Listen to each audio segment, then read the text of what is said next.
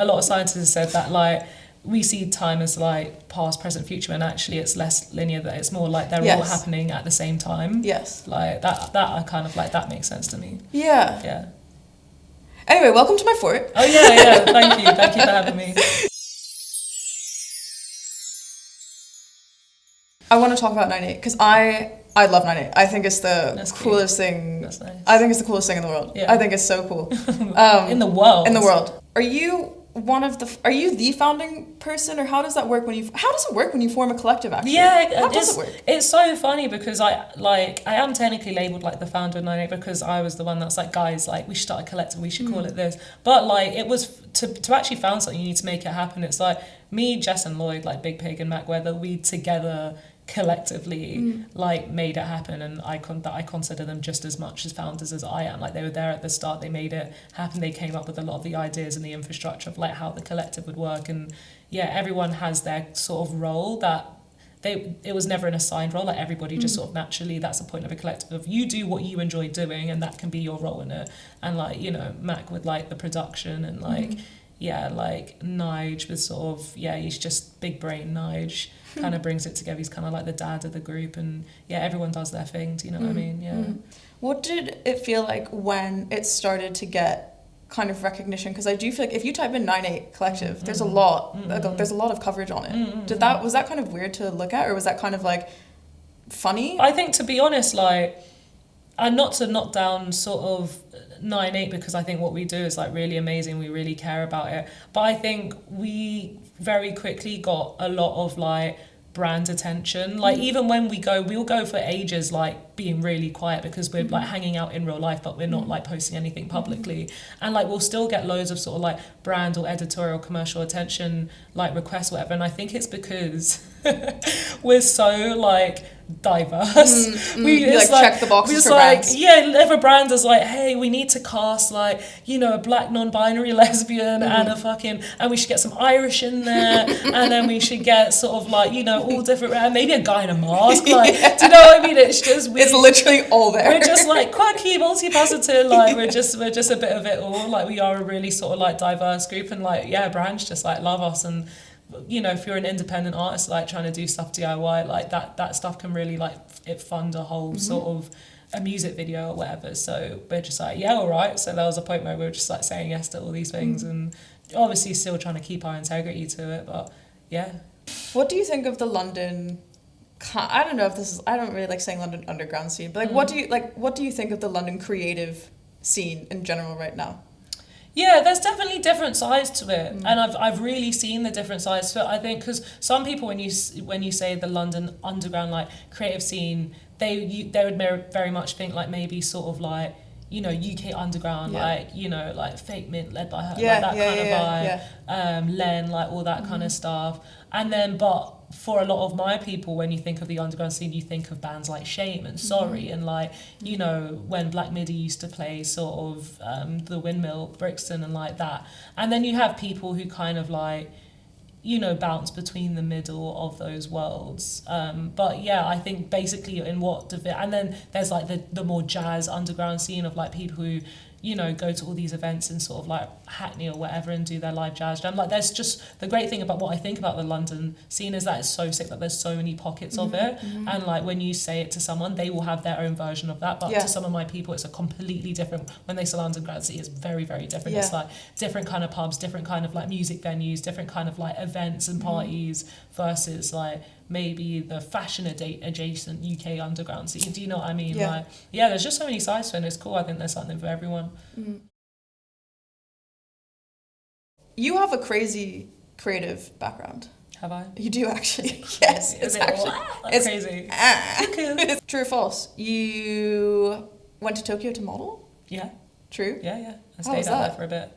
How old were you when you moved there? I would have been 19 when I moved there, I was initially going out there with like, my ex was like signed to a modelling agency, and we used to do like some work together, so like they paid for me to go out there. I can't even remember who paid for my ticket. I can't remember if it was the UK agency, the Tokyo agency or who or whatever. Anyway, but I got paid to go out there, and then the like CEO of the modelling agency, normally models in Tokyo, they all stay in this like model house, and they like all get carpooled, and they all get in the same carpool, and their schedules get meticulously planned. They all stay in the car and go to eat. But for some reason, like literally, I had no, at this point, like, I had just started Lava. I literally had like 2,000 SoundCloud followers to my name. That was like my only asset. Do you know what I mean? But they were like, yeah, you know, we love your vibes, we love your music. I had one little like DIY music video, and like the CEO of the modeling agency just like put me up in her actual like apartment and like all to have to myself. And then some Donnie, who was like a producer, was part of this really sick collective called Tokyo Vitamin, which is literally the Tokyo version of 9/8. Like, it's like same premise, same kind of friendship group. So it does same things where it's like visuals and parties and like whatever. Like, hit me up and was like, hey, I was just like listening to like, you know, UK sort of like music, and I discovered your music, and now I went on your page and saw you're in Tokyo. Like, here's my studio, here's where I'm at, and it was like round the corner from where I was staying. And so we ended up making stuff, and then I just like, I've been going every now and then ever since, like, because I have a squad out there now of just like creatives basically, which is like really cool. Yeah, it's a nice, really cool scene, really like amazing people, just great. Like, when people out there commit to like a thing, they really commit to. If you're a punk, you're a punk. If you're into sort of like square dancing, like you go every Saturday to your square dance club and you dress head to toe in the gear. Like, it's very, I love that element of it. Your first single, was that was made in Tokyo? Yeah, it was. Yeah. And so when you put that out, what was the reception like? Yeah, good. It did what I was hoping for it to do. I was just trying to like introduce myself to the world a little bit, and it got picked up by Colours, which was cool. Yeah, that just feels like, obviously I was like 19 years old and that, and it's so funny because that version of me, like the music I make now, like is so different. But because I was just in school and we were just like, you know, rapping little bars or whatever, like I never think I took that aspect serious. So even like that first single that I made in Tokyo, it was literally just like a little freestyle. I'm just like, and like people loved it, and I was like, oh, this is what you guys like. I did it for a little bit, but I was like, oh, this is just like, I don't know. I have so much like respect for like rappers. And when I did first start off, and like people really were just like, oh, we love it when you spit bars, whatever, it was cool. But it felt, I never felt fulfilled or pushed as an artist doing it, like performing just with a microphone to like backing track to be like, yeah, jump. Like, it's so easy. I just found that it was too easy to sort of like, yo, I just want to rage and get a mosh pit going, whatever. But maybe sort of like, I was like, I really want to like hone in on a craft where people like, when they just hear my guitar tones, they know exactly, these pedals are like Lava's sort of like pedal setup, and this sound and this production, this lyrics, and how do I encapture that in like 3 words that is universal, rather than like 16 bars of me sort of like giving too much away. Do you know what I mean? So it was more to just challenge myself. But yeah, that song, like, I think it is crazy, and it was sick how like people immediately connected to it. But I think from there onwards I was like, okay, but how do I then shift this in a space that feels sort of the most fulfilling for me musically? Do you know what I mean?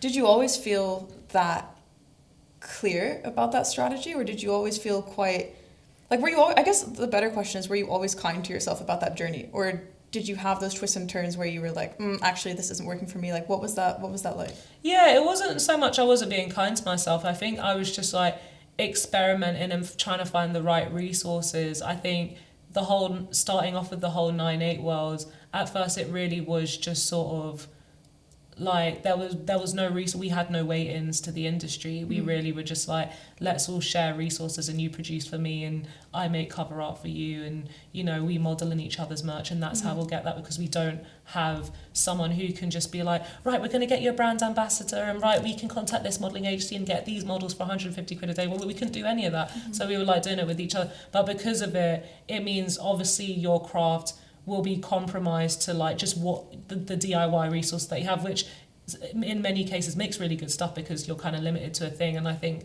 in that time period there was some really cool, fun, like lo-fi DIY, like sort of vibes that came out of it. But I think as I've grown up, my whole thing now is I want everything that I release to feel considered. There was something so fun in that, like when 9/8 started, we literally would go to like Lloyd's little bedroom in his little like block of flats that Eminem's mum lived in, and like he'd cook up some sort of like SoundCloud beat, and we would just like freestyle on it and would upload it that day. And there is parts of that instantness that I'm trying to still obviously never lose and stay connected with, because I think a lot of people who have been there for that journey love that. But in terms of the sound and just trying to learn more and mature more and become a better songwriter, like, it's not about being hard on myself.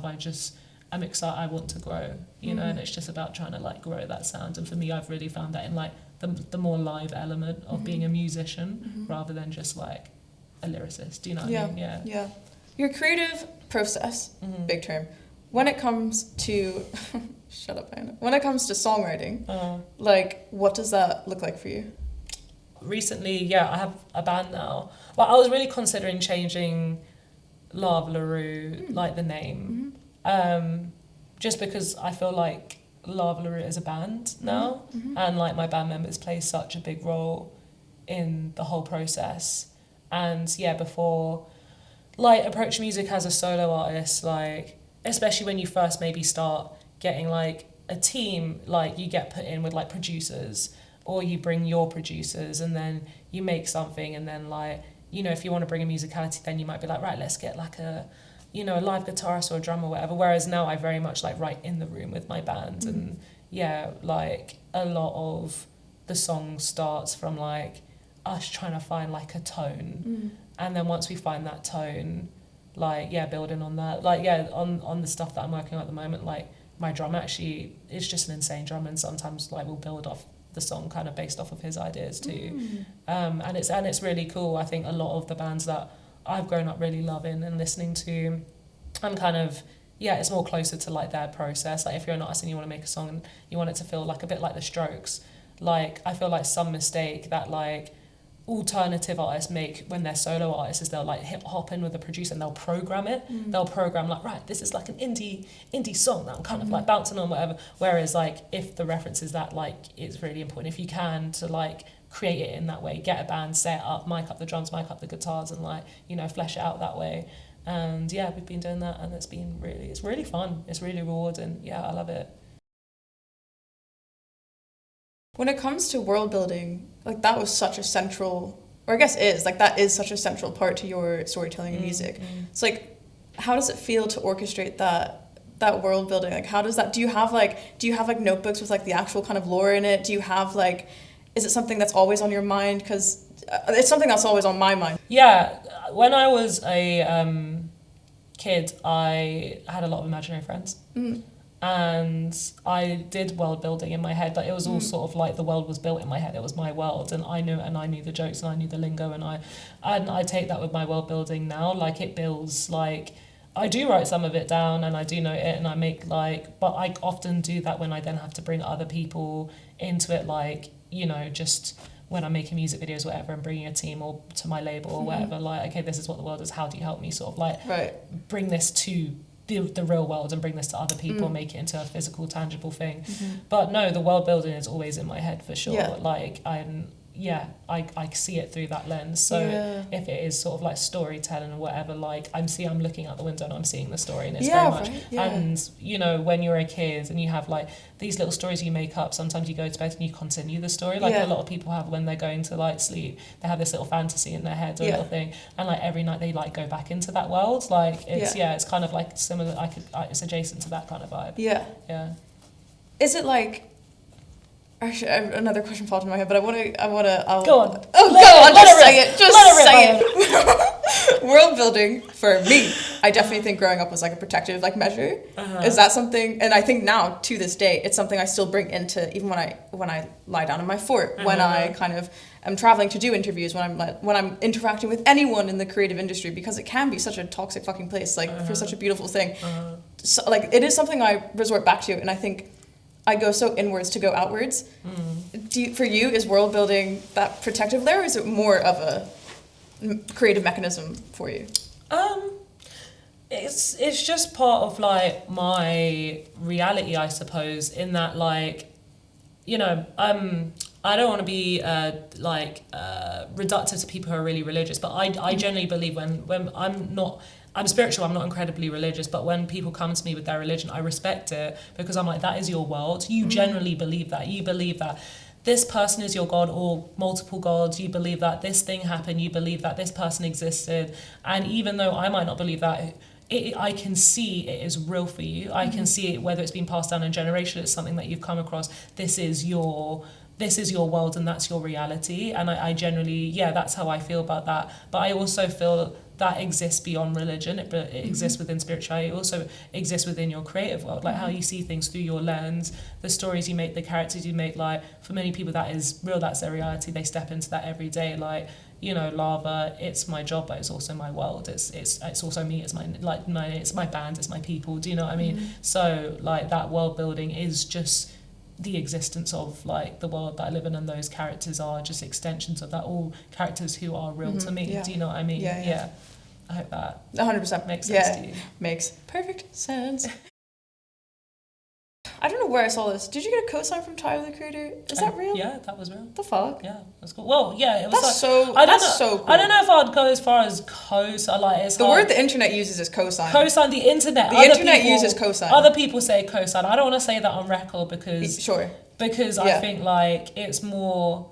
I was the UK EU brand ambassador for Converse. Golf La Fleur is like, so through like the partnership, I basically had to do a couple of events like alongside Tyler. Like I had to take over the space that he was taking over, and then there was this crossover, and then we got to like hang out for a little bit, meet each other, and then you know, he's like gone on my page and done that thing where he's like liked a thing to be and everyone's like cosign. Exactly, like he's liked something, and everyone's like, oh, we can see Tyler like it's a cosign. I mean, to some people that is a cosign, to other people it's just like he liked my post. Do you know what I mean? So, did he offer like any? I don't know how long I've chatted to a couple of times, like in London and LA. It was cool, man. I think he's cool. Like he's on his own wavelength. I think if I've taken anything from him, it's just to like, you know, to fuck with your own shit and be really confident and like, and that will get you really far. Like, and I think a lot of really, really talented musicians are so in their heads because they have so much imposter syndrome. And it's not to say be egotistical and be like not be humble. It's like, it's not that you've got to be, you know, self-aware. But yeah, I really sort of like learned from him that you have to be your number one, right? And nobody else is going to be that for you. And like so many intelligent, smart people just so in their heads about their work that they don't put anything out. And then they see loads of artists come out who are like, this is shit, how is this doing one? It's like, yeah, but that artist is so confident that even though they're shit, they are just persistently shout out, and they learn how to get good afterwards, but they put themselves out, you know, and they're the loudest, so you can't really be mad at it. You've just got to like keep pioneering for your own stuff, really. So that's what I took from just my experiences with him, which I must say, I won't overplay it, like it was, you know, a couple of times hanging out, but for a lot of people that's more than most, so you know, it's not but I'm not gonna be like I'm texting you know, I don't want to be a dick. Have you always been, would you consider yourself a confident person? Yeah, I would say. Yeah. Would you consider yourself a confident person? Yeah. No. Host of a chat show. That's something I've had to work on a lot. But I think the more is this part of working on it? Yeah, for sure. Fair enough. The more I've like fully gone to hypnotherapy for it and everything. Oh really? Yeah, no, like it's fully Whoa. took over all of my life up until a couple years ago. Nice. And I feel like the more kind of, that's why I was asking questions earlier about like if you were kind to yourself as like a younger person, because for me, I've had to really, the more work I've done on myself, the better my creative has got. And the more I've creatively put out work, the better I've gotten to know myself. And it's such a beautiful, like, I actually saw something, maybe it was when you were on the cover of Gay Times, is that what the publication's called? I was, when I think you said something about like the more you found yourself creatively, the more you found yourself in terms of gender. Like I forget exactly what. I was like, the more I put being genre fluid and gender fluid, I actually find the very similar processes, and that you don't feel like this or that, or like, I just want to commit to this one thing. Some artists, you know, they have their sound and they commit to that. I've literally bounced around it, and I think that's how I feel about my gender as well, just like femininity, masculinity. And I do think that traveler fluidity, also you could be, you know, someone who is like a shy extrovert, or you know, really like confident but actually really sort of like your own space, and it can be not confused with people, but people are like, I wouldn't get that from you because you have a chat show, I can't believe you. But actually, now that you've said that, so much of the questions that you've asked me has made sense, how much you've framed it, sort of when you ask me like, is world building, is that a way to like protect yourself, or like, because it's all stuff that because I'm like, why would you say, like, why? I never saw it that way, but I get it, like where it's coming from, your own process. That's cool, very cool. Yeah. Well, Lava, that's all we have time for in the fort. My hands are sweaty, knees weak, spaghetti. arms spaghetti. Yeah. Help me!